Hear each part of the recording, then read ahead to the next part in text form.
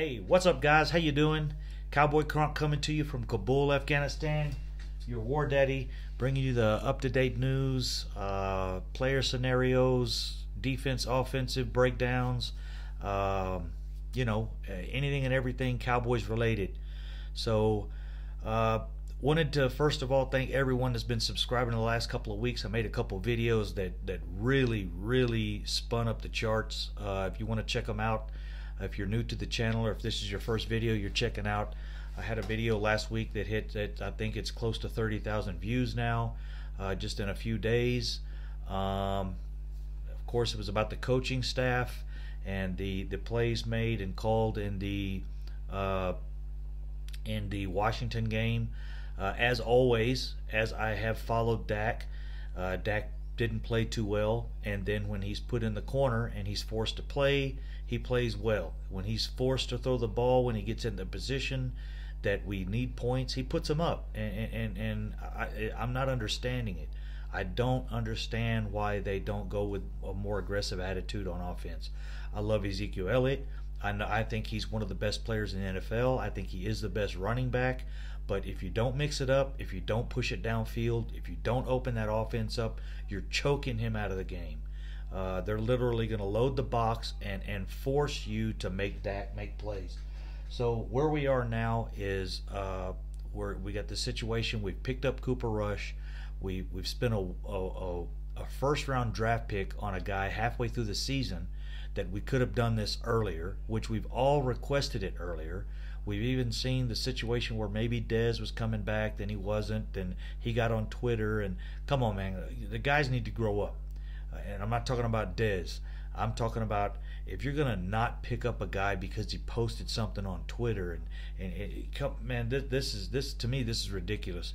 Social media is important. It's a big part of all of our lives. I know, but for you to not make a decision, if you can't sit a grown man down as a business person and as an organization, if you cannot sit a grown man down and tell him he's not doing his job, or he's doing something on social media, or this and that, and you got to go behind his back and talk about him and then cut him and release him, and then you bring in a receiver, and I'm going to show you the numbers.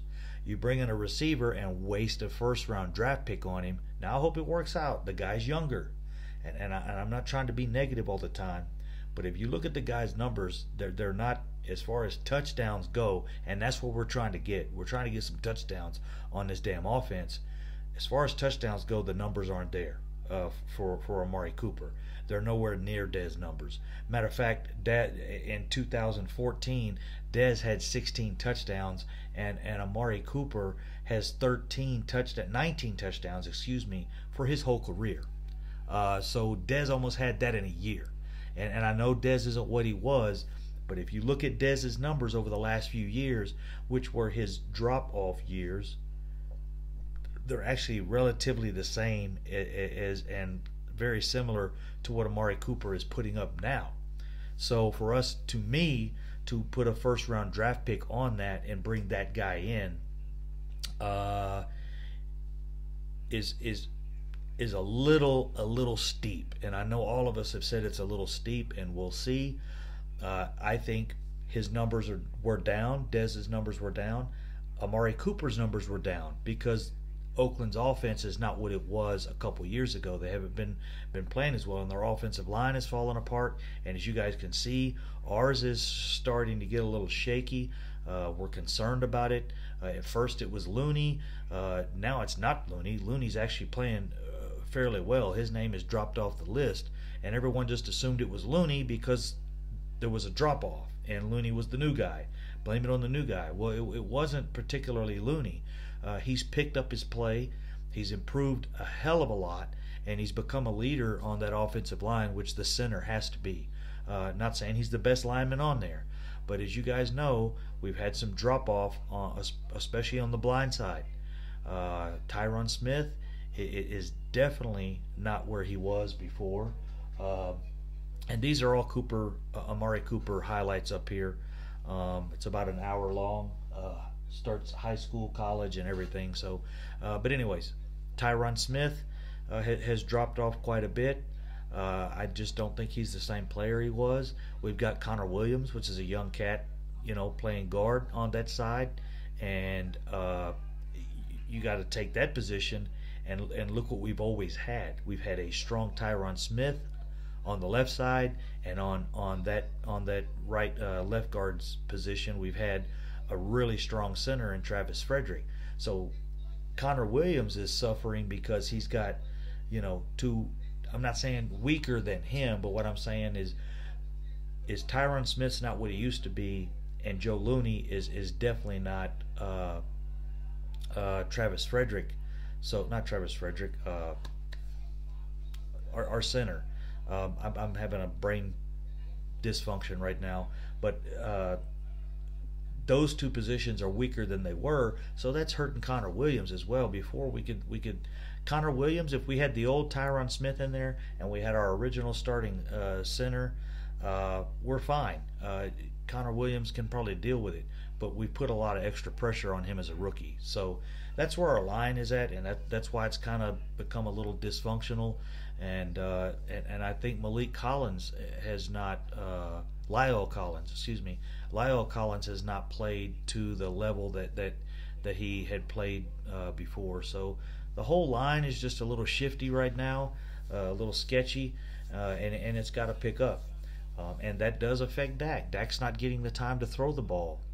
If you don't have the time, if the receivers don't have time to get down the field, by the time they're 10 yards down the field and Dak's running for his life already, or Dak's having to slide up in the pocket, or instead of focusing on the receivers, he's having to focus on this pressure.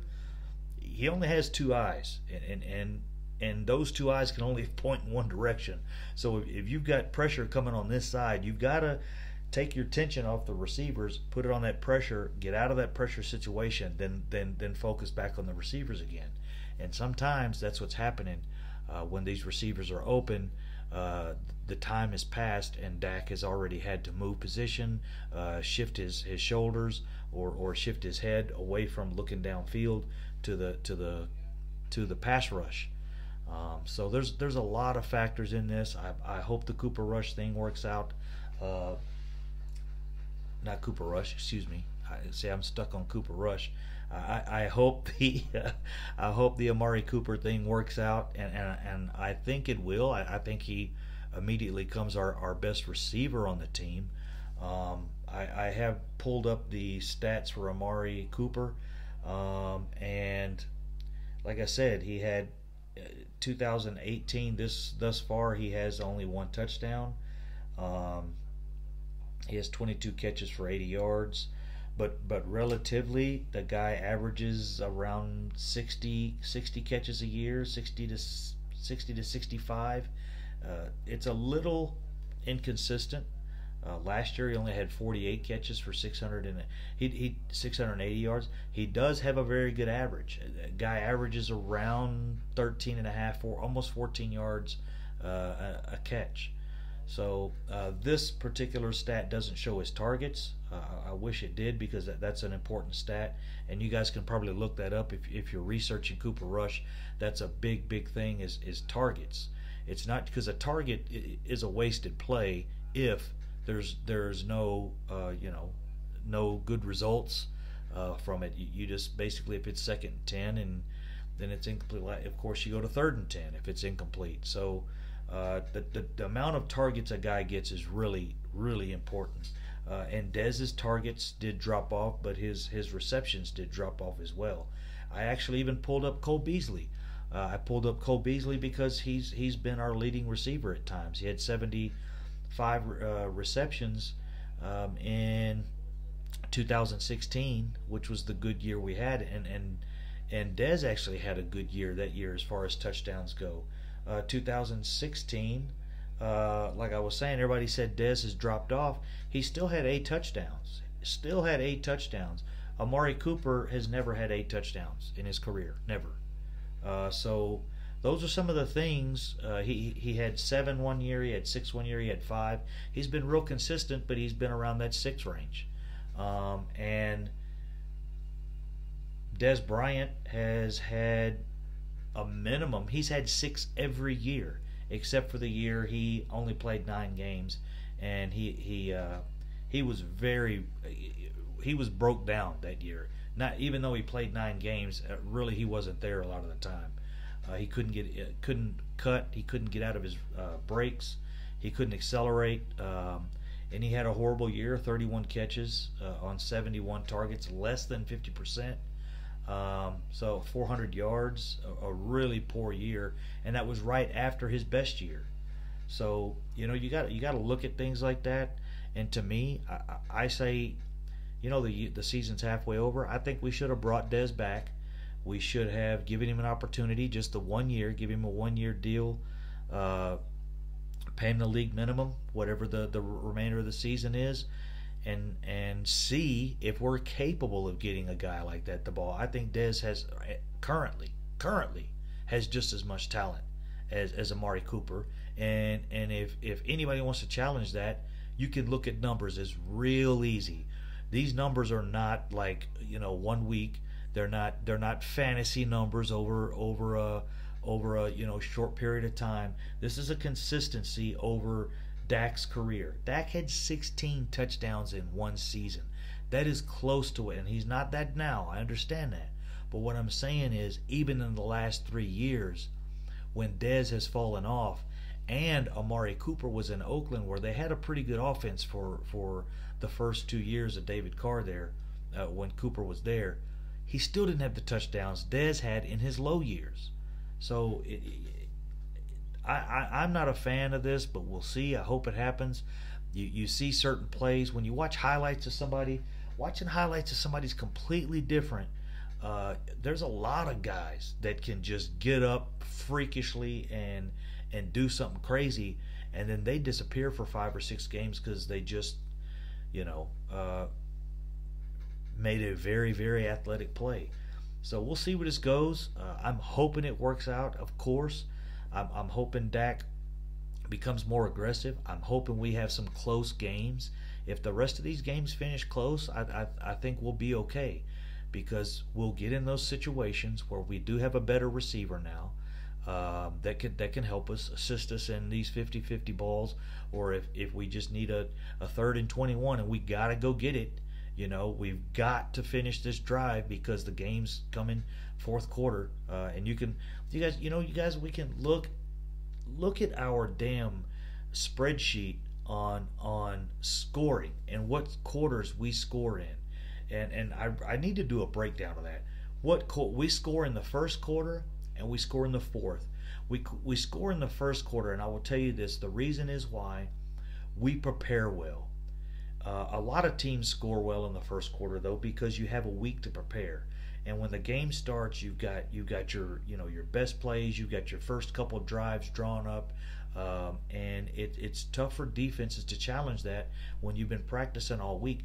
Then you get into the flow of the game, and sometimes the flow of the game will take you away from what you've been practicing all week. And all teams get to that. They just do. But if you look, we score well in the first and we score well in the fourth. And the reason we score well in the fourth is when our back is against the wall and we need Dak to do something, he does it, and he does it, and he succeeds, and he's well at it, and he hits his targets. But in the flow of the reason is, part of the reason is we go to more targets. Like the last game, we had 13 pass attempts in the last 2 drives, the last 4 minutes. 4 minutes, guys. It was close to 5 minutes. So let's take 5 minutes. Game 60 minutes divided by 5, that's 12. 12 times 13. 5 goes into 60 12 times. So if you had 13 pass attempts every 5 minutes for the game, I know that's impossible, but you would have almost 100 pass attempts. So of course that's not realistic to just, but we drove the ball up the field twice.